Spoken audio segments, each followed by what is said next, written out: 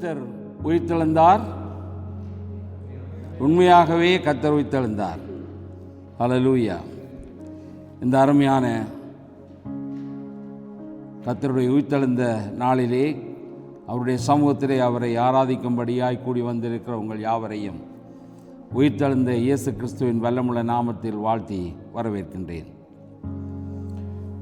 ஆண்டவராகிய இயேசு கிறிஸ்து தம்முடைய சீஷர்களோடு இருந்த நாட்களிலே தமக்கு எருசலேமிலே நடக்கப் போகிற எல்லா காரியங்களை குறித்தும் தெளிவாக தம்முடைய சீஷர்களிடத்திலே சொன்னார்.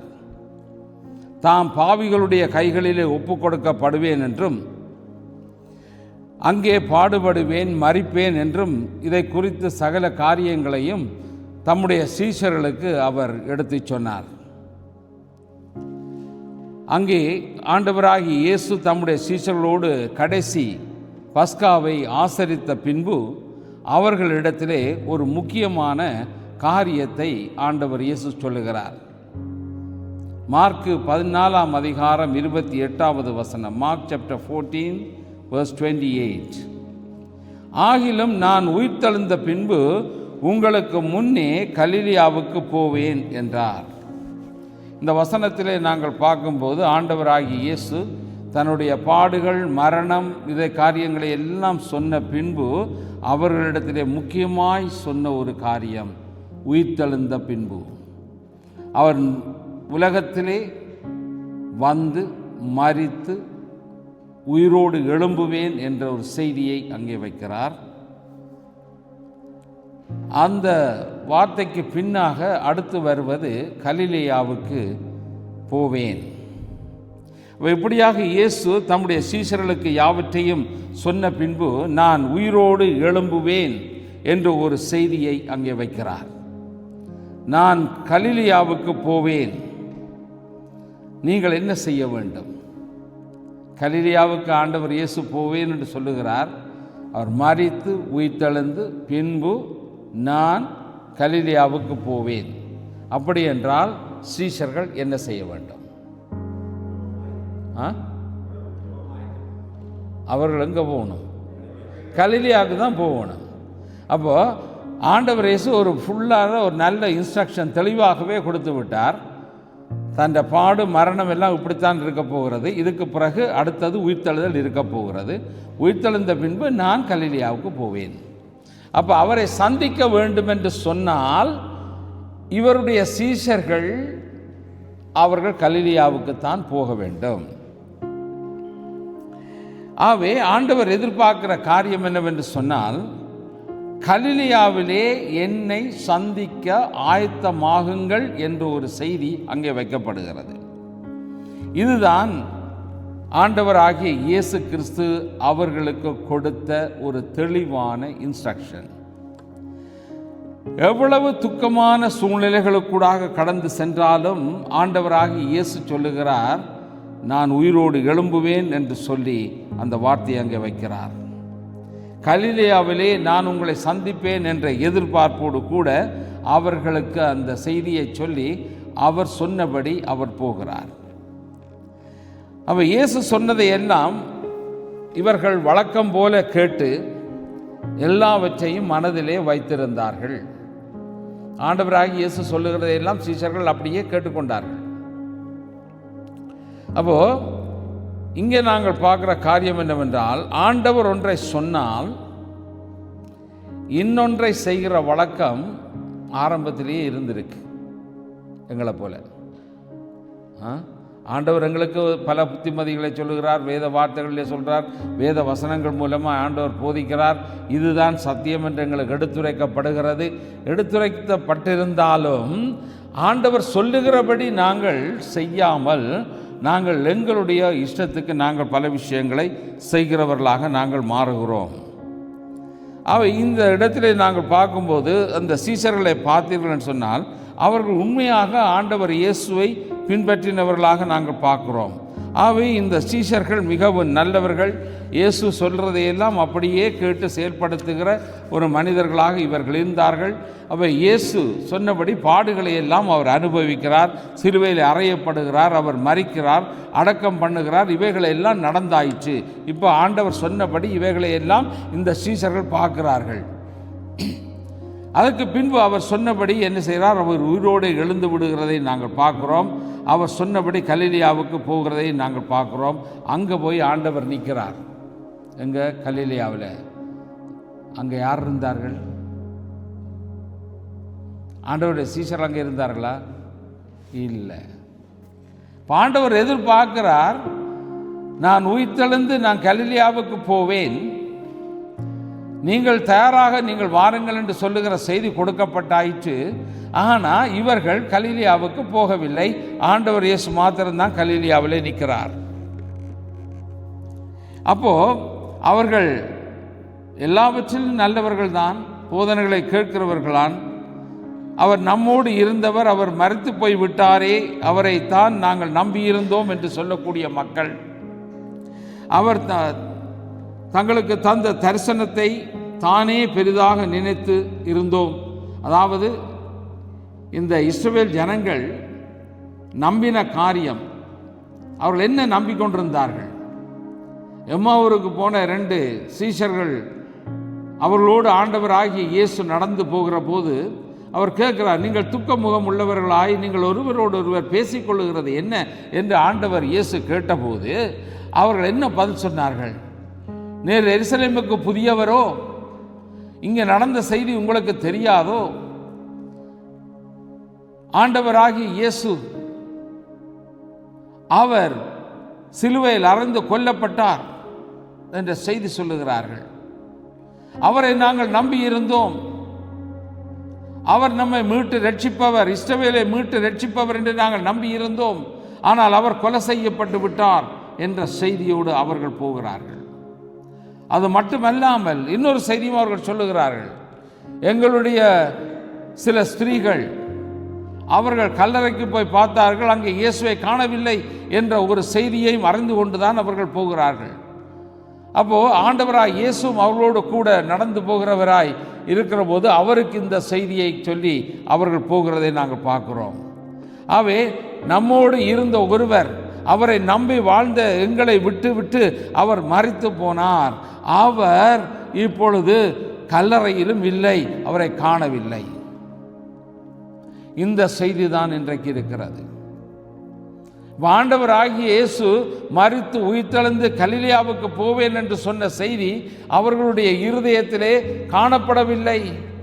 அவர்கள் ஆண்டவராய் இயேசு அடக்கம் பண்ணின இடத்துக்குத்தான் போனார்கள், அங்கே தான் போய் தேடினார்களே தவிர அவர்களுக்குள்ளே அந்த உணர்வு வரவில்லை. அவர் உயிர்த்தெழுந்து எங்களுக்கு முன்னே கலிலியாவுக்கு போயிருக்கிறார், ஆகவே நாங்கள் கலிலியாவுக்கு போக வேண்டும் என்ற எண்ணம் அவர்களுக்குள்ளே வரவில்லை. ஆகவே அந்த எண்ணத்தோடு ஆண்டவர் இயேசுவை அடக்கம் பண்ணின இடம்தான் அவர்களுக்கு தெரிந்திருக்கிறது. இன்றைக்கும் நாங்கள் மரணம் சம்பவித்தால் அந்த நபரை கொண்டு போய் எங்கே அடக்கம் பண்ணுகிறோம்? அடக்கம் பண்ணுகிற கல்லறைக்கு கொண்டு போய் அவர்களை அடக்கம் பண்ணுகிறோம். அப்போ நாங்கள் எங்கே போக வேண்டும்?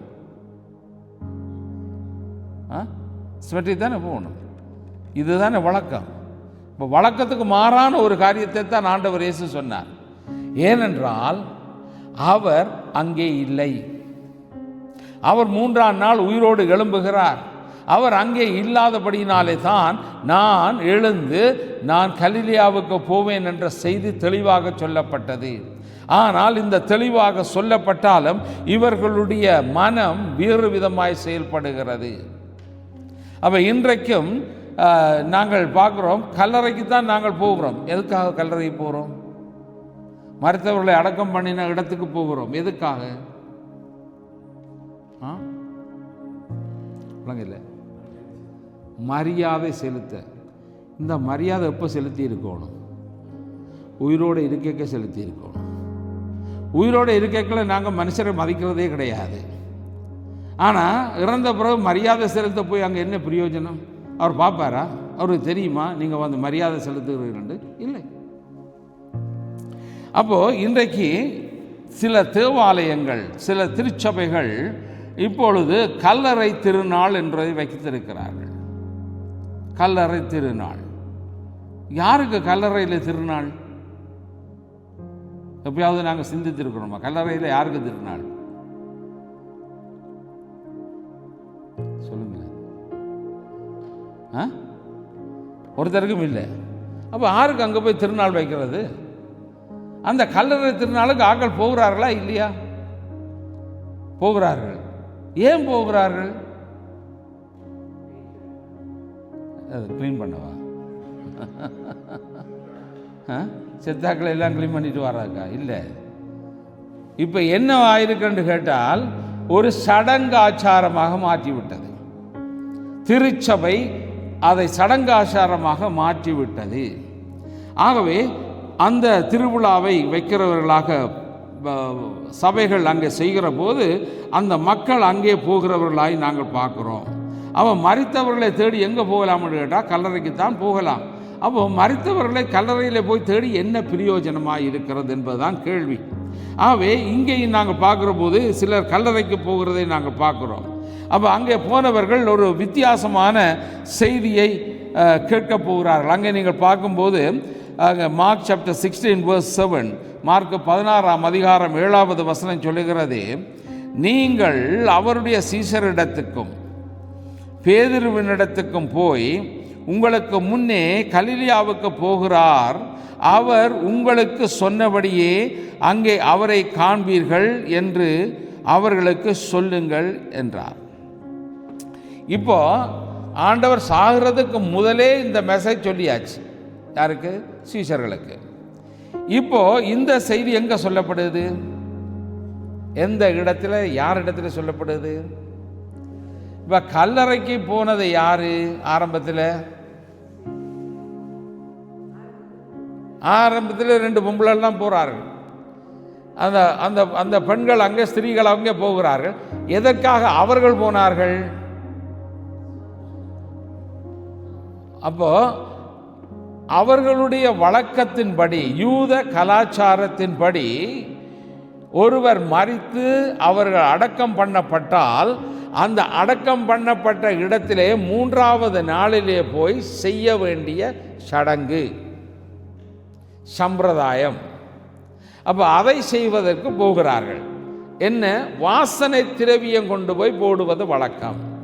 இது அவர்களுடைய நாளாந்த வாழ்க்கையில் இருக்கிற ஒரு காரியம். இப்போ அதன் அடிப்படையிலே தான் அவர்கள் அங்கே போகிறதை நாங்கள் பார்க்கிறோம். அங்கே போனவர்களுக்கு அங்கே கிடைத்த செய்தி என்னவா இருக்கு? அங்கே அவர்கள் போய் கல்லறைக்கு போன போது கல்லறையிலே ஆண்டவர் இயேசு இல்லை. அங்கே வஸ்திரங்கள் சுருட்டி வைக்கப்பட்டு அங்கே தலைமாட்டிலும் கால் மாட்டிலும் 2 பேர் தூதர்கள் அங்கே உட்கார்ந்திருந்தார்கள். அவர்களிடத்திலே போய் ஆண்டவர் இயேசுவை பற்றி கேட்டபோது அவர்கள் ஒரு பதில் சொல்லுகிறார்கள். என்ன? உயிரோடு இருக்கிறவரை மரித்தோரிடத்தில் தேடுகிறது என்ன? அப்போ உயிரோடு இருக்கிற ஆண்டவரை மரித்து போய் இருக்கிற இடத்திலே நீங்களே தேடுகிறீர்கள்? அடக்கம் பண்ணின இடத்திலே நீங்களே தேடுகிறீர்கள்? ஆண்டவர் இங்கே இல்லை, அவர் உயிரோடு இருக்கிறார். இந்த செய்தி அவர்களுக்கு கிடைக்குது. இந்த செய்தி கிடைத்தாலும் கூட அவர்களுக்குள்ள என்ன இருக்கு மனசுல? அவர்கள் ஒரு டிசிஷன் மேக் பண்ணி வச்சிருக்கார்கள். என்ன டிசிஷன் அவர்கள் வைத்திருந்தார்கள்? என்ன தீர்மானத்தை அந்த பெண்கள் வைத்திருந்தார்கள்? கல்லறைக்கு போனது இந்த சடங்கு செய்ய. உள்ளே இருந்த தூதர்கள் சொன்னது என்ன? அவர் உயிரோடு எழுந்து போயிட்டார், நீங்கள் ஏன் அவரை இங்கே வந்து தேடுகிறீர்கள்? அவர் அங்கே இல்லை. இப்போ இவர்களுடைய மனதில் இன்னும் குழப்பம் தீரவில்லை. என்ன குழப்பத்திலே இருக்கிறார்கள்? ஆரோ களவெடுத்துட்டு போயிட்டார்கள். இப்போ அந்த இடத்துல ஆண்டவர் இயேசு வந்து பின்னாலே நிற்கிறார். வந்து அழுது கொண்டிருந்த பெண்ணை பார்த்து, இவர் இந்த பெண் ஆண்டவர் இயேசுவை பார்த்து என்ன கேட்கிறார்? தோட்டக்காரன் என்று நினைத்து நீர் அவரை எடுத்துக்கொண்டு போனது உண்டானால் சொல்லும், எங்கே என்று சொல்லு, நாங்கள் அங்கே போய் அவருடைய பாடியை எடுக்கிறோம். இதுதான் அவருடைய நினைவு. உள்ள சொன்ன செய்தி என்ன? அவர் உயிரோடு இருக்கிறார் என்ற செய்தி. இப்போ இவருடைய மூளைக்குள்ளே அது போக இல்லை. இவன் மூளைக்குள்ளே இப்போ என்ன இருக்குது? ஆரோ களவெடுத்து கொண்டு போயிட்டான். இப்போ அநேகமான முடிவுகளை நாங்கள் உள்ளே எடுத்து வைத்து கொண்டு தான் நாங்கள் சில காரியங்களை கேட்கிறோம். அந்த கேட்கிற அந்த சத்தம் எங்களுக்கு உள்ளே போனாலும் அது போகாத நிலைமையிலே தான் இருக்கிறது.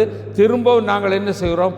யாரோ எடுத்து கொண்டு போய்விட்டார்கள், அதை சொன்னால் நாங்கள் போய் எடுப்போம் என்று சொல்லுகிற நிலைமையிலே அவர்கள் இருக்கிறார்கள். அப்படிப்பட்ட இடத்திலே ஆண்டவர் அவளோடு பேசினதன் பின்பு இந்த வசனத்திலே சொல்லுகிறார், நீங்கள் சீஷரிடத்திற்கும், ஆண்டவருடைய சீஷரிடத்திற்கும் பேதுருவினிடத்துக்கும் போய் உங்களுக்கு முன்னே கலிலேயாவுக்கு போகிறார், அவர் உங்களுக்கு சொன்னபடியே அங்கே அவரை காண்பீர்கள்.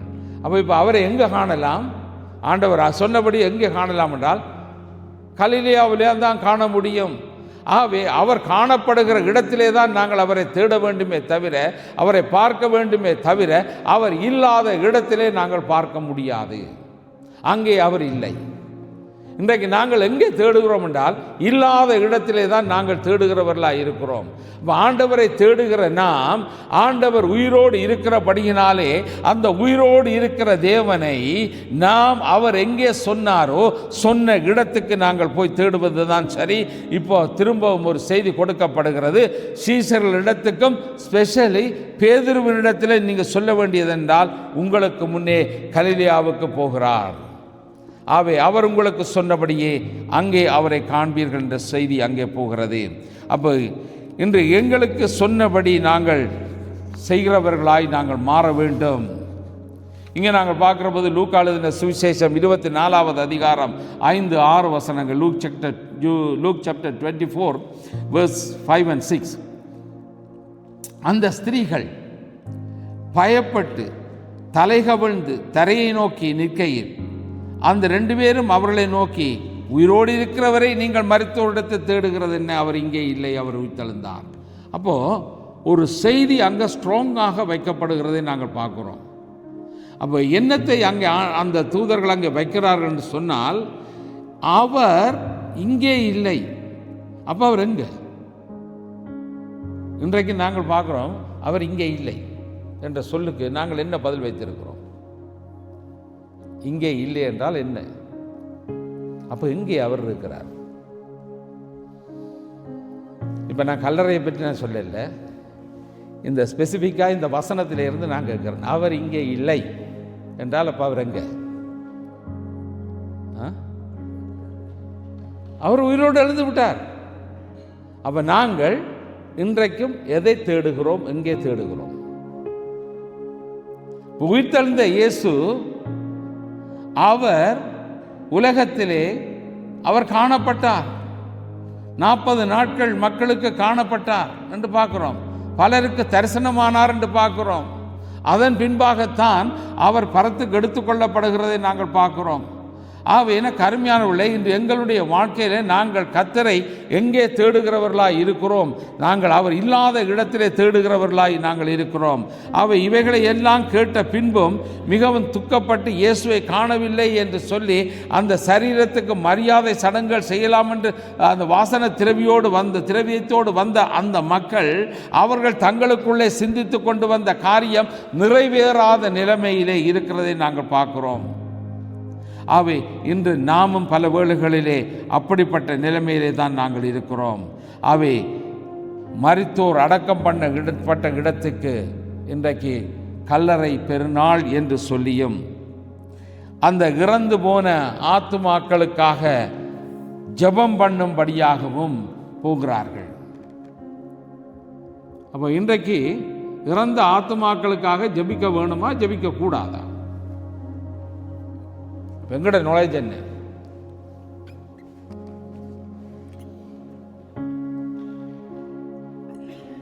சொல்லுங்க. ஜபிக்க கூடாது. ஜபிச்சா கேறெடுக்கப்படுமா? இல்லை. வேதத்தில் ஆண்டவர் சொன்னது என்ன? ஆண்டவர் எங்களுக்கு சொல்லி தந்த காரியம் என்ன? வேதத்தில் இருக்கிற காரியம் என்னவென்றால், ஒருவன் உலகத்திலே உயிரோடு வாழும்போது அவன் கர்த்தருக்கு பயந்து அவர் வழிகளிலே நடக்கிறவனாகவும் ஆண்டவர் சொல்லிக் கொடுத்த போதனையின்படி அவனுடைய வாழ்க்கை மாற்றப்பட்டதாகவும் மனம் திரும்பின வாழ்க்கை வாழ வேண்டும் என்று சொல்லித்தான் வேதம் சொல்லுகிறதே தவிர, அப்படிப்பட்ட ஒரு ஆத்மாவுக்கு தான் நாங்கள் அந்த ஆத்ம விடுதலைக்காக நாங்கள் ஜெபிக்க முடியும், அவனுடைய ரட்சிப்புக்காக ஜெபிக்க முடியும், அவனுடைய வியாதிக்காக பலவீனத்துக்காக ஜெபிக்க முடியும்.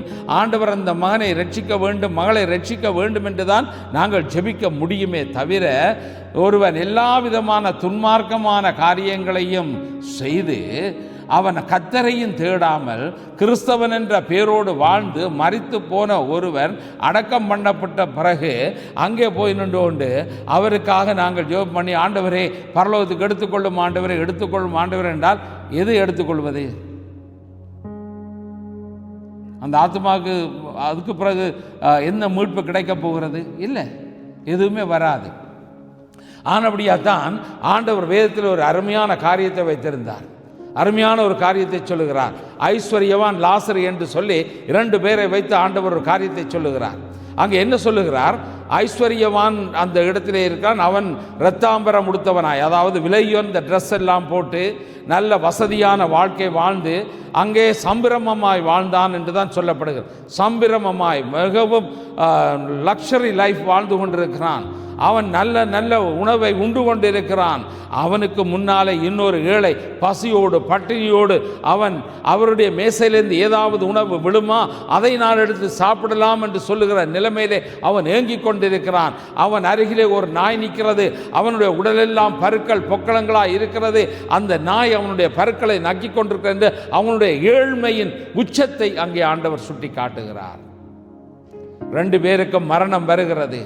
உலகத்திலே ஏழையாய் இருக்கலாம், பணக்காரனாய் இருக்கலாம், உயர்ந்தவனாய் இருக்கலாம், தாழ்ந்தவனாய் இருக்கலாம், பெரியவன் சின்னவன், இப்படி எந்த விதமான சூழ்நிலையாக இருந்தாலும் எல்லாருமே ஒரு நாளைக்கு சமம். எங்கே என்றால் மரணம். 2 பேருக்கும் மரணம் சம்பவிக்கிறது. 2 பேருடைய காரியத்தை குறித்து ஆண்டவர் சொல்லும்போது, அந்த ஏழையாய் இருந்த லாசரு என்பவன் ஆபிரகாமுடைய மடியிலே கொண்டு போய் தேற்றப்பட்டான் என்று எழுதப்பட்டிருக்கிறது. இந்த சம்பிரமமாய் வாழ்ந்த இந்த மனிதன், இந்த ஐஸ்வர்யவான், அவன் நரகத்துக்கு கொண்டு போகப்பட்டான். அந்த அக்கினியின் வேதனை தாங்க முடியாமல் அவன் அண்ணாந்து பார்த்தபோது அதே வீட்டிலே இருந்த அந்த மனிதன் ஆபிரகாமுடைய மடியிலே தேற்றப்படுகிறவனாய் இருந்தபோது அவன் ஒரு வார்த்தை கேட்கிறான். எனக்கு இந்த அக்கினி தாங்க முடியாமல் இருக்கிறது, அவனுடைய விரலினால் ஒரு சொட்டு தண்ணியை தொட்டு என்னுடைய நாக்கிலே போட வேண்டும் என்று சொல்லி கேட்கிறான். அப்பொழுது ஆபிரகாம் சொல்லுகிறார், நாங்கள் உதவி செய்ய மனம் இருந்தாலும் நாங்கள் உதவி செய்ய முடியாது. ஏனென்றால் இங்கிருந்து நாங்கள் எதையும் செய்ய முடியாது. பார்க்கலாம், ஆனால் செய்ய முடியாது. அப்போ அந்த ஐஸ்வர்யவான் ஒரு வார்த்தை கேட்கிறான் அந்த ஆபிரகாமிடத்திலே, ஐயா, நீர் அந்த மனிதனை, அந்த லாசருவை உலகத்துக்கு அனுப்பும், உலகத்தில் போய் நான் என்னுடைய சிச்சுவேஷனை சொல்லும். எப்படி என்றால், நான் இந்த அக்கினியிலே வேதனைப்பட்டு கொண்டிருக்கிறேன், இந்த தீயிலே நான் வாடிக்கொண்டு இருக்கிறேன். ஆகவே அவர்களுக்கு போய் சொல்லுங்கள், நான் வாழ்ந்த மாதிரி நீங்கள் வாழ வேண்டாம், உங்களுடைய அண்ணா இங்கே நெருப்பில் இருக்கிறார், அக்கினியிலே இருக்கிறார் என்ற விஷயத்தை போய் இந்த லாசரு போய் சொல்ல வேண்டும் என்று சொல்லி அவர் சொன்னபோது அங்கே ஆபிரகாம் ஒரு பதில் கொடுக்கிறார். பாருங்க, அங்கே என்ன பதில் சொன்னார் அவர்? உலகத்தில் யார் இருக்கா? மோசே, தீர்க்கதரிசிகள் இருக்கிறார்கள். அப்படி என்றால் இந்த நாட்களில் யார் இருக்கிறார்கள்? ஊழியக்காரர் இருக்கிறார்கள், போதகர்மார் இருக்கிறார்கள், ஆண்டவருடைய வார்த்தையை கொடுக்கிறவர்கள் இருக்கிறார்கள். அங்கே போய் ஆண்டவருடைய வசனங்களை, வார்த்தைகளை கேட்டு மனம் திரும்பி அவர்கள் அந்த அக்கினி சூளைக்குள்ளே, அக்கினி நரகத்துக்குள்ளே வராதபடிக்கு அவர்கள் மனம் திரும்ப வேண்டுமே தவிர இவர் போய் சொன்னாலும் நடக்காத காரியம். இப்போ செத்து ஒரு ஆளை அடக்கம் பண்ணியாச்சுட்டு வைங்க. இப்போ நீங்கள் கொண்டே எல்லாம் அடக்கம் பண்ணிவிட்டு நீங்கள் வீட்டை வாரீங்க. வீட்டை வரையக்குள்ள அவர் அந்த கதிரையில் உட்கார்ந்து கொண்டு இருந்தாருன்னா நீங்கள் என்ன நினைப்பீங்க? ஓ, உலகம் இல்லை, ஐயோ பேய் வந்துட்டேன்னு சொல்லுவீங்க, பிசாசு வந்துட்டேன்னுவீங்க. உடனே போதரை கூப்பிடு, அவரை பேய கலைக்க வேணும்னு சொல்லுவீங்க. ஓமா இல்லையா?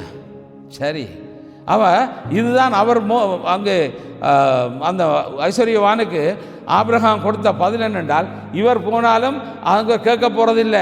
உலகத்தில் போதனை கொடுக்கிறவர்கள் இருக்கிறார்கள். அவர்கள் ஆலயத்துக்கு போக வேண்டும், செய்தியை கேட்க வேண்டும், வார்த்தையை கேட்க வேண்டும், அந்த வார்த்தையை ஏற்றுக்கொண்டு அவர்கள் மனம் திரும்ப வேண்டும், மனம் திரும்பி சரியான வழியில் நடக்க வேண்டும். அப்படி நடந்தால் அந்த அண்ணன் அக்னியில் இருக்கிறது போல அந்த 5 பேரும் அங்கே போக வேண்டிய அவசியமில்லை, அவர்களுக்கு நித்திய ஜீவன் உண்டு என்ற ஒரு செய்தி அங்கே சொல்லப்படுகிறது. எனக்கு அருமையானவர்களே, இன்று கர்த்தருடைய வார்த்தைகளை நாங்கள் கேட்கிறோம். எங்களுக்குள்ளே மனம் திரும்புதல் வந்திருக்கிறதா? எங்களுடைய வாழ்க்கையில் ஒரு மனமாற்றம் உண்டாயிருக்கிறதா? ஆண்டவர் எதிர்பார்த்தபடி எங்களுடைய வாழ்க்கை இருக்கிறதா என்பதை நாங்கள் சிந்தித்து பார்க்க வேண்டியது அவசியம். ஆண்டவர் எங்களோடு பேசுகிறார். அந்த வார்த்தைக்கு கீழ்ப்படிந்து மனம் திருந்துகிறவர்களாய் நாங்கள் மாற வேண்டுமே தவிர, இறந்த பின்பு பரலோகத்துக்கு அனுப்புவதற்காக ப்ரே பண்ண முடியாது. சில மார்க்கங்களிலே அப்படியான எண்ணங்கள் இருக்கிறது, அப்படியான வழிமுறைகள் இருக்கிறது என்று சொல்லுகிறார்கள். எப்படி? இந்த வருஷம் அவர்களுடைய நினைவு நாள் வரும்போது அதுக்கான சில சடங்கு ஆச்சாரங்களை செய்து அவர்களை முக்தி அடைய பண்ணுவது என்று சொல்லுகிற ஒரு சம்பவம் இருக்கிறது. அது இங்கே கிடையாது.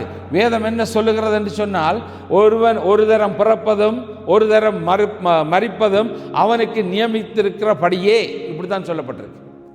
அப்போ ஒரு தரம் மனிதன் பிறக்கிறான், ஒரு தரம் வாழ்க்கை, ஒரு தரத்தோடு அவனுடைய வாழ்க்கை முடிகிறது, இன்னொரு தடவை அவன் பிறப்பது கிடையாது. சில மார்க்கத்தில் இருக்கிறது, நாங்கள் எல்லாம் செத்து அதுக்கு பிறகு புல்லாகி பூவாகி பூண்டாகி கனியாகி இப்படி இறங்கி பூதகணங்களாகி பஞ்சபூதங்களாகி இப்படி ஒரு பெரிய பட்டியல் போகும். அந்த பட்டியல் கிடையாது. இப்போ அப்படி ஒரு பட்டியல் இருக்குன்னு வச்சுக்கொள்வோமே, சரியா? உதாரணம் புரிகிறதுக்காகத்தான் நான் சொல்கிறேன், வேறொன்றுக்காகவும் இல்லை, தெளிவாக புரிந்து கொள்ளுங்கள். இப்போ புல்லாகி பூண்டாகி காயாகி கனியாகி என்று வருது தானே, சரியா? இப்போ நீங்கள் ஒரு மாம்பழத்தை எடுத்து சாப்பிட்றீர்கள். மாம்பழம் அது யாராக இருக்கும்? கேள்வி வருதோ இல்லையோ? அப்படி சிந்திக்கிறோமா? மாம்பழம் மட்டும் பாஞ்சு சாப்பிடுவோம். அப்போ புல்லாகி பூண்டாகி கனியாகின்ற வரைக்கும் அது மாம்பழமாக இருக்கலாம் தானே, அப்பளாக இருக்கலாம் தானே, தோடம்பழமாக இருக்கலாம் தானே, ஏதோ ஒரு பழமாக இருக்கலாம் தானே. அப்போ இன்னொரு வேலை சாப்பிட்றோம்ன்ற அர்த்தமா? இல்லை. அப்படி எந்த ஒரு உருவு நிலை மாற்றங்கள் எதுவுமே கிடையாது. வேதம் சொல்லுகிறது என்றால், ஆண்டவர் மனிதனை மண்ணினால் உருவாக்கினான். அவனுடைய வாழ்க்கை ஒரே ஒரு தரம் வாழ்க்கை, அதன் பின்பாக அவனுக்கு மரணம். அவன் மண்ணுக்கு போகிறான். அவனுக்கு ஜீவனை கொடுத்த அந்த தேவன் கொடுத்த அந்த சுவாசம் மீண்டும் ஆண்டவரிடத்திலே திரும்புகிறது என்று வேதம் தெளிவாக எழுதி வைக்கப்பட்டிருக்கிறது. ஆகவே இந்த சுற்றுவட்டம் கிடையாது. ஆகவே எங்களுக்கு தரப்பட்டிருக்கிற இந்த வாழ்க்கையிலே சரியான முறைப்படி நாங்கள் ஆண்டவருடைய வார்த்தையை கேட்டு மனம் திருந்தி வாழவில்லை என்றால் எங்களுக்கு தேவனுடைய ராஜ்யத்துக்கும் பங்கில்லை. ஆகவே நாங்கள் அந்த எண்ணம் எங்களுக்குள்ளே இருக்க வேண்டியது அவசியம். ஆனபடியினாலே தான் உயிரோடு இருக்கும்போதே அந்த ஆத்தும ரட்சிப்புக்காக நாங்கள் ஜெபிக்கலாம் தவிர, இறந்து போன பிறகு அந்த ஆத்துமா பரலோகத்துக்கு போக வேண்டும், ஆண்டவரே பரலோகத்துக்கு போக வேண்டும் என்று சொல்லி ஜெபிக்க முடியாது. இல்லை, அந்த ஆத்துமா சாந்தி அடைய வேண்டும் என்று செய்ய முடியாது. சாந்தி என்ற வார்த்தையை பயன்படுத்தக்கூடாது, பண்ண முடியாது. அப்போ எப்போ ஒருதன் சாந்தி அடையலாம் கேட்டால், அவன் உயிரோடு வாழும்போது தான் அவன் தன்னுடைய இருதயத்திலே சமாதானத்தையும் சாந்தியையும் பெற்றுக்கொள்ள முடியும். ஆகவேதான் எனக்கு அருமையான தேவ ஜனமே, இல்லாத ஒரு காரியத்தில் நம்பிக்கை கொண்டவர்களாக சில காரியங்களை தேடி நாங்கள் போக முடியாது. ஆகவே ஆண்டவர் சொன்னான், நான் மரித்து உயிர்த்தெழுந்து நான் கலிலேயாவுக்கு போகிறேன், அங்கே என்னை சந்தியுங்கள், அங்கே நான் உங்களை சந்திப்பேன். அதுதான் ஆண்டவருடைய எதிர்பார்ப்பு. அங்கே தான் நாங்கள் போக வேண்டும் தவிர இவர்கள் அங்கே போகாமல் அவர்கள் நேரே கல்லறைக்குத்தான் போனார்கள். ஆனபடியத்தான் அவர் அங்கே இல்லை. ஏனென்றால் அவருக்கு தெரியும் அவர் அங்கே இருக்க போவதில்லை. உங்களுக்கு முன்னே அவர் கலிலேயாவுக்கு போகிறார். இதற்கு முதலே சாகிறதுக்கு முதலே அவர் சொல்லிவிட்டார். சொன்னதும் புரியவில்லை. சரி, அங்கே கல்லறைக்கு போன பிறகு 2வது தரம் நினைவூட்டப்படுகிறார். அவரிடத்தில் போய் சொல்லுங்க, நான் இங்கே இல்லைப்பா, நான் உயிரோடு எழும்பிட்டேன், அவங்கள்ட்ட பேதுருட்டேன்னு சொல்லி, மற்ற சீசர்கிட்ட சொல்லி, கலிலேயாவுக்கு வர சொல்லி, நான் ஐ வில் வெயிட் தேர், அங்கே வாங்க, அப்போ ஆண்டவர் வர சொல்கிற இடத்துக்கு தான் நாங்கள் போகணுமே தவிர, ஆண்டவர் ஒரு டிரெக்ஷனுக்கு வர சொன்னால் நாங்கள் மற்ற டிரெக்ஷனில் போய் தான் நாங்கள் தேடிக்கொண்டு இருக்கிறோம். அவை எனக்கு அருமையானவர்களே, எங்களுடைய வாழ்க்கையில் நாங்கள் சரியான புரிதல் இல்லாத வாழ்க்கை வாழக்கூடாது. அவை மரித்தவர்களுக்காக ஜெபிக்க வேண்டும் என்று சொல்லி வேதம் ஒவ்வொரு இடத்திலேயாவது சொல்லப்படவே இல்லை. வேதம் சொல்லுகிறது, மார்க் சாப்டர் 8 verse 36, மார்க் 8:36 சொல்லுகிறது, மனுஷன் உலகம் முழுவதையும் ஆதாயப்படுத்தினாலும் தன் ஜீவனை நஷ்டப்படுத்தினால் அவனுக்கு லாபம் என்ன? அப்போ எல்லாவற்றையும் நாங்கள் ஏதோ நிறைவேற்றி முடிச்சிருக்கலாம், பெரிய கெயின் பண்ணியிருக்கலாம், சொத்து சேர்த்து வைத்திருக்கலாம், எவ்வளோ காரியத்தை நாங்கள் வச்சிருக்கலாம். ஆனால் இந்த ஆத்துமாவை இழந்து போனால், நஷ்டப்படுத்தினால் அதில் எந்த விதமான பிரயோஜனமும் கிடையாது. எங்களுடைய வாழ்நாள் குறுகினவன் தான் மனித வாழ்க்கை. எங்களுடைய வாழ்க்கை எவ்வளவு காலம் என்று வேதம் சங்கீத புத்தகத்திலே 90ஆம் அதிகாரத்தில் சொல்லப்படும் போது எப்படி சொல்லப்படுறார்? எவ்வளோ வருஷமா அவங்களுக்குரிய காலம்? 70 வருஷம். பலத்தின் மீதினால் 80 வருஷம். அதுக்கு பிறகு கிடைக்கிற போனஸ் எல்லாம் என்னவா இருக்கும் என்றால் சஞ்சலம், வருத்தம், வேதனை. இதுதான். அப்போ ஒருவன் 70 வருஷம் பரவாயில்லை வாழுவான். இதுக்கு மேலே அவனுடைய வாழ்க்கை கிடைத்தால் அது நல்லது தான். ஆனால் அது மிகவும் கஷ்டமான துன்பமான காலம். எங்களுடைய மரணம் வருவதற்கு முன்பாகவே நாங்கள் மனம் திரும்ப வேண்டியது அவசியம். மரித்த பின் எவ்வளவுதான் இதென்றாலும் சரி வராது, முடியாது. ஆகவே இன்றைக்கு நம்முடைய வாழ்க்கையில் நாங்கள் எதை நாங்கள் செய்கிறவர்களாக இருக்கிறோம்? நான் ஒரு நாள் ஒரு தடவை இலங்கைக்கு சென்றிருந்த போது என்னுடைய நண்பர் ஒருவருடைய அம்மா இறந்து போயிருந்தார். அவர் இறந்து போயிருந்ததினாலே அப்போ நானும் அந்த மரண வீட்டுக்கு போனேன். அவருடைய வீட்டுக்கு அந்த அடக்கத்துக்கு எல்லாம் போய் அடக்கம் பண்ணி வந்தாயிற்று. அதுக்கு பின்பு 8வது நாள் அவர் என்னை கூப்பிட்டு சொன்னார், அம்மாவோட ஒரு இது ஒன்று வச்சிருக்கிறோம், ஆகவே நீங்கள் இங்கே நிற்கிறபடியால் வீட்டுக்கு மதியம் வந்துடுங்க, ஒரு 12:31 அப்படி வந்துடுங்கன்னு சொன்னார். நானும் அங்கே போனேன். போனால் அங்கே உள்ளுக்கு ஒரு குக்கிங் நடந்து கொண்டு இருக்குது, எல்லாம் தரப்புடலாம் கன காரியம் போய் கொண்டு இருக்கு. அங்கே சமைச்ச பொருட்கள் எல்லாம் யாருக்காக சமைத்தார்கள் தெரியுமா?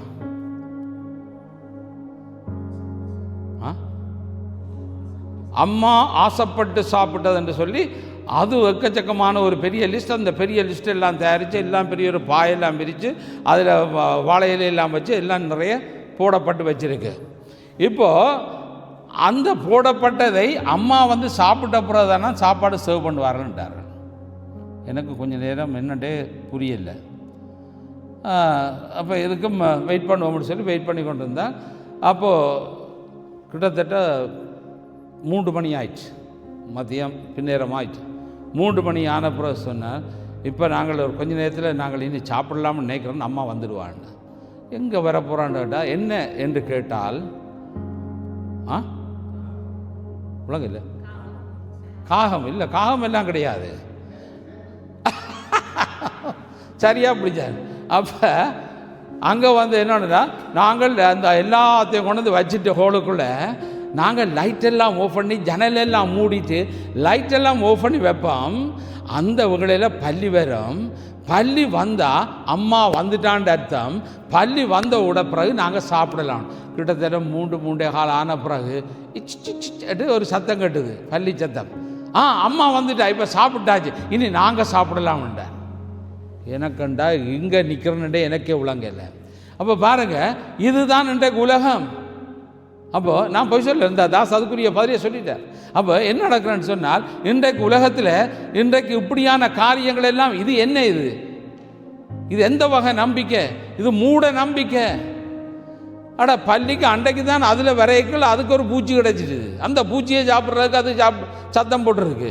அப்போ அறையை மூடின உடனே பள்ளி வந்து இது சாப்பிட்றது, அது வந்தது அம்மான்னு சொன்னால் இது எந்த வகையில் உண்மையாக இருக்க முடியும்? ஒரு யதார்த்தமாக சிந்தித்து பார்த்தால் அது அப்படி அல்ல. அப்போ இன்றைக்கு பல மூட நம்பிக்கைகளுக்கு பின்பாக மனிதன் போய்கொண்டிருக்கிறான். இன்றைக்கு நாங்களும் அப்படிப்பட்ட மூட நம்பிக்கைகளிலே நாங்கள் இருக்கிறோம். இப்போ நான் தப்பாக நினைக்கக்கூடாது. இன்றைக்கு நாங்கள் எங்களுடைய உறவுகள் மரித்து போய் இருக்கிறார்கள், சரியா? நாங்கள் எங்கே அடக்கம் பண்ணியிருக்கிறோம், ஒரு கிரேவியார்டில் நாங்கள் அடக்கம் பண்ணியாச்சு. இப்போ பலருக்கு போய் வர வழக்கம் இருக்குது, அந்த வருஷம் போகிற வழக்கம் இருக்குது, சில வழியில் மாதம் போகிற வழக்கம் இருக்குது, சில பேர் பொழுது போகாட்டில் அவிடத்து இருக்கா போய் கொஞ்சம் நேரம் நின்றுட்டு வர வழக்கம் இருக்குது. இப்படி பலருக்கு பலவிதமான காரியம் இருக்குது. இதில் என்னத்தை அவர்கள் காண முடிகிறது சொல்லுங்க. இப்போ அதில் என்ன உணர்வு வருகிறது, என்ன என்ன என்ன நோக்கத்துக்காக போகிறார்கள்?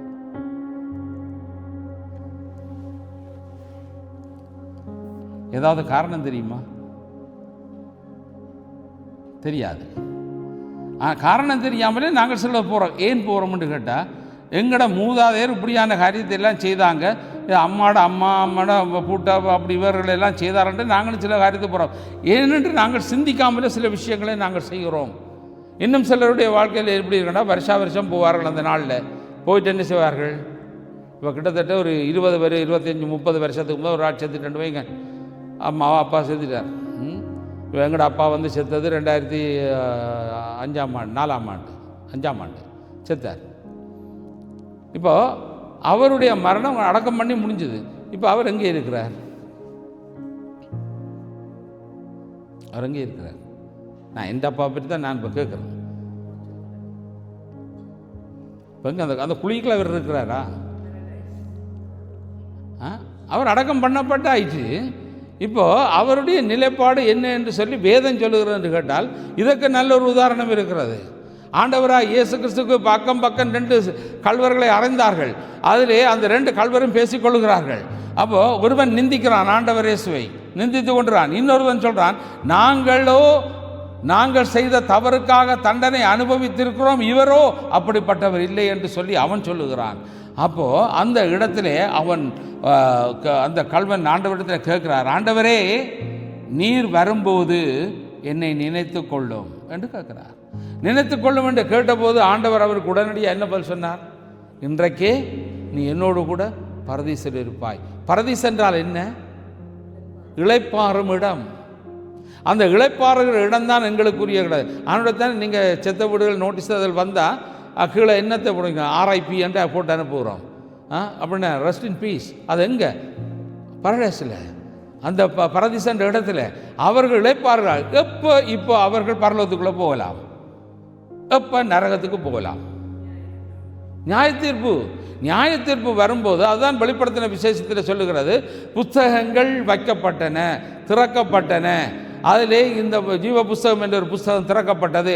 அவைகளிலே பேர் எழுதப்படாதவனாய் காணப்படுகிறவன் எவனோ அவன் அக்னியும் கந்தகமும் எரிகிற கடலிலே தள்ளப்பட்டான்.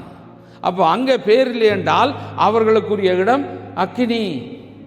அடுத்ததாக அவர்கள் இல்லை, ஆண்டவருக்குள்ளாய் வாழ்ந்த பரிசுத்தமாய் வாழ்ந்து ஆண்டவருக்காக உலகத்தில் வாழ்ந்திருக்கிறார் என்றால் அவர்களுக்கு அடுத்த பக்கம் கொடுக்கப்படுகிறது நித்திய ஜீவன், பரலோக வாழ்க்கை. இதுதான் தேவன் நமக்கு தந்திருக்கிற ஒழுங்கு. உலகத்தில் உள்ள அத்தனை மக்களுக்கும் இதுதான் தீர்ப்பு. அதில் வேதக்காரன், சைவக்காரன், அந்தக்காரன், இந்தக்காரன், வெள்ளக்காரன், கருப்புக்காரன் எதுவுமே கிடையாது. மனிதன் என்றால் அவனுக்கு இதுதான் தீர்ப்பு. ஆகவே தேவனுடைய வார்த்தை அதைத்தான் தெளிவாக நமக்கு சொல்லுகிறது. ஆகவே மனம் திரும்பி கர்த்தருக்கு பயந்து அவர் போதித்தபடி அவருடைய சத்தியத்துக்கு கீழ்ப்படிந்து நடக்கிற வாழ்க்கை, அதுதான் எங்களுடைய வாழ்க்கையை கர்த்தரிடத்திலே சேர்க்கும். பாருங்க, ஒரு வாலிபன் ஆண்டவராக இயேசுவிடத்தில் வந்து கேட்கிறான், ஆண்டவரே நித்திய ஜீவனை நான் சுதந்திரித்து கொள்ள வேண்டும் என்று சொல்லி அந்த வாலிபன் வந்து கேட்கிறான். அந்த வாலிபன் வந்து கேட்டபோது அங்கே ஆண்டவர் இயேசு அவரிடத்தில் சொன்ன ஒரு காரியம் என்ன தெரியுமா? என்ன சொன்னார்? கற்பனைகளை கைக்கொள் என்று சொல்லுகிறார். கற்பனை, ஆண்டவர் கொடுத்த கற்பனை, கட்டளை, கற்பனை என்று என்ன அவன் சொல்லுகிறான், ஆண்டவரே இதை நான் சிறு வயதிலிருந்தே கற்றுக்கொண்டிருக்கிறேன், நான் அதை ஃபாலோ பண்ணுகிறேன் என்றான். அவ இன்றைக்கு நாங்கள் 10 கட்டளை எப்போ அறிஞ்சிருக்கிறோம்? எங்களுக்கு வாழ்க்கையில் 10 கற்பனை நாங்கள் எப்போ அறிஞ்சிருக்கிறோம்? சண்டே ஸ்கூல்லேயே எங்களுக்கு சொல்லி தந்துட்டாங்க. 10 கற்பனையை பற்றி சொல்லியாச்சு. 10 கற்பனையெல்லாம் இப்போ எங்களுக்கு நல்லா தெரியும். இப்போ நாங்கள் அவன் சொன்னபடி தான் நாங்களும் சில சொல்லுவோம். எங்களுக்கு அதெல்லாம் நாங்கள் சண்டே ஸ்கூலில் படிச்சிட்டோம் என்று நாங்கள் சொல்லுவோம். சரி, இப்போ ஆண்டவர் இயேசு திருப்பி அவனை பார்த்து ஒரு காரியத்தை சொல்றார், உன்னிடத்தில் ஒரு குறை உண்டு என்று சொல்லுகிறார். என்ன குறை இருக்குன்னு சொல்லுகிறார் என்றால், அவர் அங்கே சொல்லுகிற காரியம் என்றால், உன்னிடத்தில் இருக்கிற என்னத்தை எல்லாவற்றையும் விற்று தரித்திரருக்கு கொடுத்து விட்டு என்னை பின்பற்றி வா. அவன் ஐஸ்வர்யம் உள்ளவனாயிருந்தான். அப்போ அந்த ஐஸ்வர்யம் எல்லாவற்றையும் நீ என்ன செய், அதையெல்லாம் விற்றுவிடு. விற்று இல்லாதவர்களுக்கு நீ முற்றிலுமாய் நீ கொடுத்து நீ உன்னை வெறுமையாக்கி கொண்டு நீ என்னை பின்பற்றி வான்னு சொல்லுகிறார். இப்போ அவனுக்குள்ள பிரச்சனை என்ன? சொத்தும் வச்சிருக்க வேணும், நித்திய ஜீவனும் வேணும். அப்ப இது அவனுடைய பிரச்சனையாக இருந்தபடியால் அவன் துக்கத்தோடு போய்விட்டான் எழுதப்பட்டிருக்கிறது. அப்போ இன்றைக்கு நாங்கள் இந்த உலகம், இந்த சொத்து, இவைகள் எல்லாவற்றையும் நாங்கள் இங்கே வச்சிருக்கிறதெல்லாம் அந்த பேங்குக்கு மாற்ற இயலாது. நீங்கள் இங்கே எத்தனை பேங்க்லையும் அக்கௌண்ட் வச்சிருக்கலாம், வச்சிருக்கிறதுல தப்பில்லை. அதுகள் எல்லாத்தையும் நீங்கள் அங்கே உள்ள பேங்கில் டிபாசிட் பண்ணவே முடியாது. ஏனென்றால் எதையும் கொண்டு வந்ததும் இல்லை, கொண்டு போக போகிறதும் இல்லை. இதுதான், எப்படியோ வந்தோமோ அப்படியே தான் நாங்கள் போக போகிறோம். ஆக எனக்கு அருமையானவர்களே, எங்களுடைய வாழ்க்கையிலே நாங்கள் ஆண்டவருக்குள்ளே வாழுகிற வாழ்க்கை தான் எங்களை தேவனுடைய ராஜ்யத்துக்குள்ளே கொண்டு போய் சேர்க்க முடியும். ஆகவே இன்று நாங்கள் இறந்த மக்களை தேடி நாங்கள் போகிறோம். இப்போ எங்கே போகிறோம்? கல்லறைக்கு போகிறோம். கல்லறையில் போய் நாங்கள் என்ன செய்கிறோம்?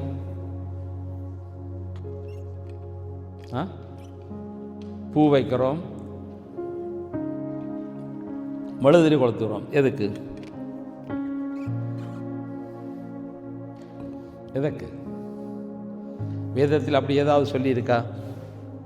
எதுக்கு நாங்கள் செய்கிறோம்? மன ஆறுதல். இப்போ மனம் ஆறுறதுக்கு நாங்கள் என்ன செய்யணும் அப்படி ஏண்டா? இப்போ என்னுடைய அப்பா இறந்தான்னு சொன்னேன். அப்போது இப்போ மனம் ஆறவுண்டா எதை வைத்து நாங்கள் மனம் மாறலாம்? ஒரு மெழுதிரியை பற்ற வச்சு ஒரு பூவை வச்சா மனம் மாறிடுமா? இல்லை. அப்போ எப்படி மனம் மாற முடியும்?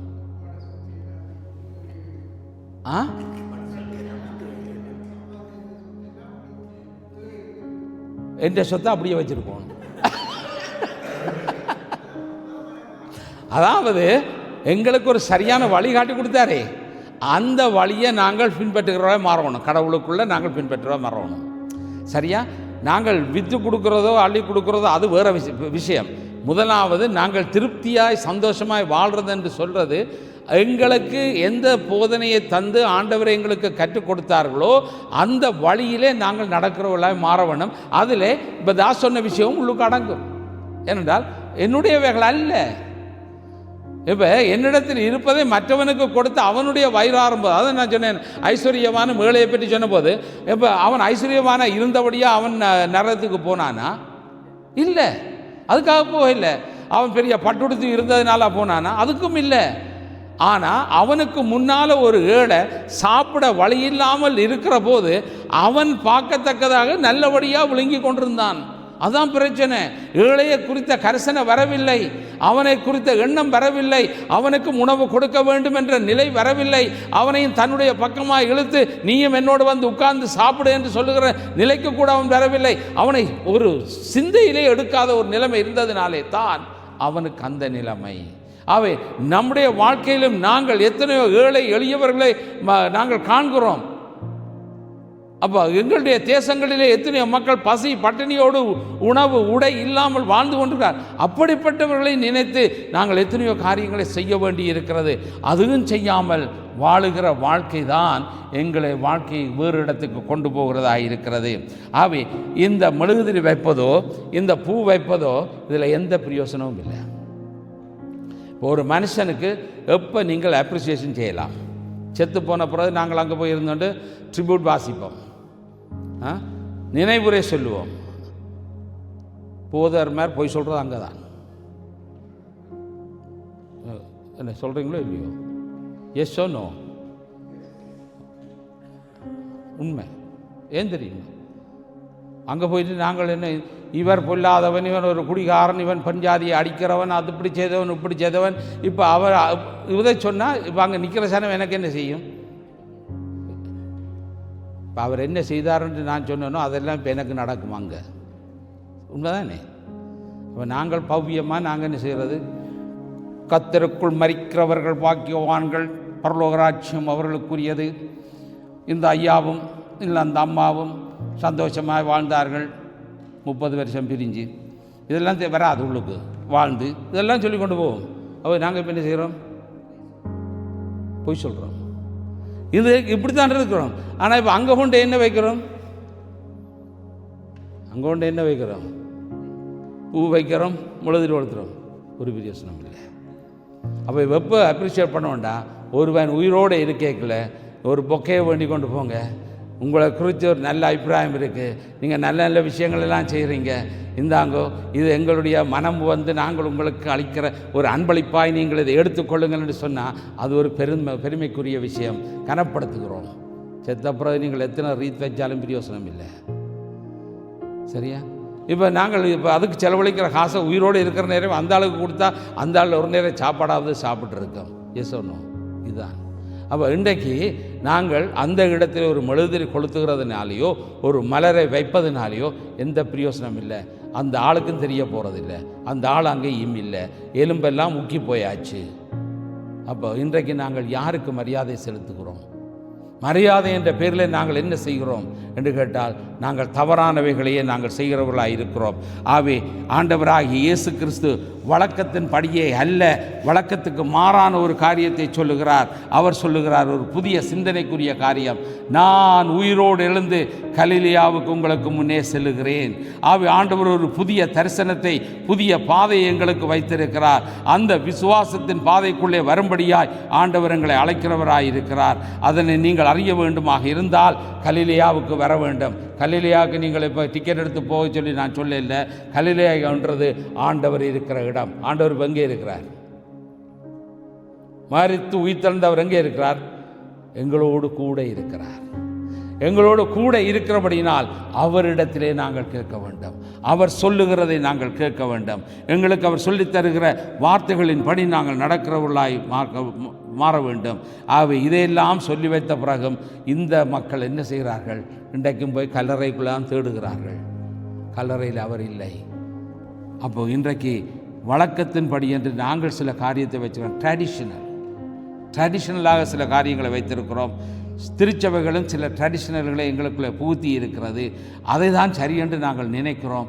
இன்றைக்கு சில திருச்சபைகள் ட்ரெடிஷ்னல் என்ற ரீதியிலே எங்களுக்கு என்னுடைய வாழ்க்கையை நான் சொல்லுகிறேன். நீங்களும் அந்த வழியாக வந்தவர்களான். என்னுடைய பெற்றார் 31ஆம் நாளில் கொண்டு போய் எனக்கு ஞானஸ்நானம் தந்ததாக சொல்லி அதுக்கு ஒரு வெள்ளை சட்டையும் வச்சுருந்தார்கள். நான் வளர்ந்து வரைக்க பார்க்குறதுக்கு. அந்த நேரத்தில் ஃபோட்டோ எடுக்கிறதுக்கும் ஃபோட்டோகிராஃபரும் இல்லை. இப்போ எங்களுக்கு என்ன இருக்குது? வேதம் என்று சொல்லுது. எப்போ ஞானஸ்நானம் எடுக்க சொல்லியிருக்கு? எப்போ ஞானஸ்நானம் எடுக்க சொல்லியிருக்கு? மனம் திரும்பி பாவ மன்னிப்புக்கு என்று தான் ஞானஸ்நானம் எடுக்க சொல்லியிருக்கு. அப்போ பாவத்தை எப்படி அறிக்கை செய்ய முடியும்? அந்த நபர் 31ஆம் நாளில் பிறந்த குழந்தை பாவ அறிக்கை செய்ய முடியுமா? இல்லை. ஒருவன் வளர்ந்து பாவம் என்பதை என்னதென்று அறிந்து பாவத்துக்குள்ளே போன பிறகுதான் மனம் திரும்புதல் வர வேண்டும். ஆனபடியாக தான் அப்போஸ்தலர் நடவடிக்கைகளிலே நாங்கள் பார்க்குறோம். 2ஆம் அதிகாரம் 38வது வசனத்திலே சொல்லுகிறார், நீங்கள் மனம் திரும்பி பாவம் மன்னிப்புக்கென்று ஞானஸ்நானம் பெறுங்கள். இதுதான் ஆண்டவர் செய்தார். ஆண்டவரும் அதைத்தான் எங்களுக்கு முன்மாதிரியாக காண்பித்தார். இன்றைக்கு ஆண்டவர் சொன்ன காரியங்களை எல்லாம் நாங்கள் அப்படியே தலைகளாக மாற்றிட்டு நாங்கள் இப்போ அதுக்கு ஒரு புது விளக்கத்தை கொடுத்து நாங்கள் சிறுபிள்ளை ஞானஸ்நானம் என்று சொல்லி அதை கொடுத்து இன்றைக்கு அதை எடுத்தபடியாக நாங்கள் ஞானஸ்நானமே எடுக்க மாட்டோம். நாங்கள் மனம் திரும்பவே மாட்டோம். அப்போ நாங்கள் இப்போ ஆண்டவருடைய வார்த்தையை கீழ்ப்படுகிறோமா? இல்லையா? இல்லையே. அப்போ எப்படி நாங்கள் இப்போ ஆண்டவருடைய ராஜ்யத்துக்கு போகலாம்னு நாங்கள் சொல்ல முடியாதே. அவை எனக்கு அருமையானவர்களே, தேவனுடைய வார்த்தைகள் இன்றைக்கு நம்மோடு பேசி கொண்டிருக்கிறது. ஆகவே இன்று நாங்கள் ஒரு வழக்கத்தின்படி பக்தியை காண்பிப்பது அல்லது வார்த்தையின்படியாக பக்தியை காண்பித்தல், இப்போ ஒவ்வொரு காரியங்களும் எங்களுடைய செயல்பாட்டின் மூலமாய் எங்களுடைய காரியங்கள் வெளிப்படையாக காணப்பட வேண்டும். அவை இன்று நம்முடைய வழக்கம் எங்களுடைய முன்னோர் சொல்லி தந்தது என்று சொல்லி மூதாதையர் பின்பற்றின அந்த காரியங்களை பின்பற்றி செல்வதல்ல. எங்களுடைய வாழ்க்கையிலே நாங்கள் சிந்தித்தவர்களாய், சிந்திக்கும் ஆற்றல் உள்ளவர்கள், வேதத்திலே ஆண்டவர் சொல்லித்தந்த வழிகளிலே நடக்கிறவர்களாய் நாங்கள் மாற வேண்டியது அவசியம். ஆகவே இன்று எங்களுடைய வழக்கத்தின்படியாய் நாங்கள் நடக்கிற காரியங்களை தவிர்த்து விடுவோம். ஆகவே கர்த்தருடைய காரியத்திலே நாங்கள் நன்றியுள்ளவர்களாக, கர்த்தருடைய வார்த்தைக்கு கீழ்ப்படிந்தவர்களாக செல்ல எங்களை நாங்கள் முற்றிலுமாக நாங்கள் ஆண்டவரிடத்திலே நாங்கள் ஒப்பு கொடுப்போம். ஆகவே வழக்கத்தின்படியாக கல்லறைக்கு போனது போல நாங்கள் கல்லறைக்கு போக வேண்டிய அவசியம் இல்லை. போகலாம், தாராளமாக போங்கள், போகிறதில் தப்பே இல்லை. ஆனால் சடங்கு செய்வதற்கு போகாதீர்கள், அதுதான் தப்பு. நீங்கள் போகலாம், மரியாதை செலுத்தலாம், அல்லது அதில் நினைவு கூறலாம், அதில் தவறு நான் சொல்லவே வரவில்லை. அதில் எந்த விதமான பிள்ளையும் இல்லை. ஆனால் அந்த சடங்கு செய்வதென்று சொல்லி இந்த பூவையும் வச்சு மெழுதிரியும் கொளுத்தி, இப்போ உண்மையிலே அந்த நபர் இப்போ சிந்தனைக்காக ஒரு காரியத்தை வைக்கிறார். இப்போ வாழுகிற போது நாங்கள் மெழுகுதிரி போல வாழ வேண்டும். அப்போ மெழுகுதிரி போல வாழ வேண்டா என்ன? மெழுகுதிரி என்னத்துக்கு அடையாளமாக இருக்குது? மெழுகு தன்னை உருக்கி அது சிந்தப்பட்டு அதிலேருந்து வருகிற ஒளி மற்றவனுக்கு பிரயோஜனத்தை கொடுக்கிறது. இப்போ அதுக்கு அடையாளமாக பாவிக்கிற அந்த மெழுகுதிரி போல அந்த செத்து போனவருடைய வாழ்க்கை இருக்காண்டு கேட்டால் அதுதான் முக்கியமானது. அப்போ அங்கே மெழுகுதிரி கொளுத்தி வைக்கிறதால பிரயோஜனம் அல்ல. இன்றைக்கு நாங்கள் சிந்திக்க வேண்டிய காரியம் இருக்கிறது என்றால் அந்த மெழுகுதிரி போல என் வாழ்க்கை மாற்றப்பட வேண்டும் என்றுதான் ஆண்டவர் விரும்புகிறார். ஒரு மலர் வைத்து அஞ்சலி செலுத்துவதென்று சொல்லப்படுவது போல நாங்கள் வாழும்போதே பொக்கே கொடுத்து ஒரு பூவை கொடுத்து அன்பை தெரிவிக்கிறது அது பிரயோசனமானது. ஆகவே ஆண்டவர் சொல்லாத காரியங்கள் அந்த பெண்கள் என்ன செய்தார்கள்? யூத வழக்கத்தின்படியாய் 3ஆம் நாள் செய்ய வேண்டிய சடங்கு செய்ய ஆண்டவர் இயேசுவை தேடி போனார்கள். அவர் அங்கே இல்லை. ஆண்டவர் உயிரோடு இருக்கிறார். உயிரோடு இருக்கிற தேவனை மரித்தோரிடத்திலே தேட வேண்டிய அவசியம் இல்லை. இன்று உயிரோடு இருக்கிற தேவன் எங்களுக்குள்ளே வாசம் பண்ணுகிறார். எங்களுக்குள்ளே அவர் இருக்கிறார்.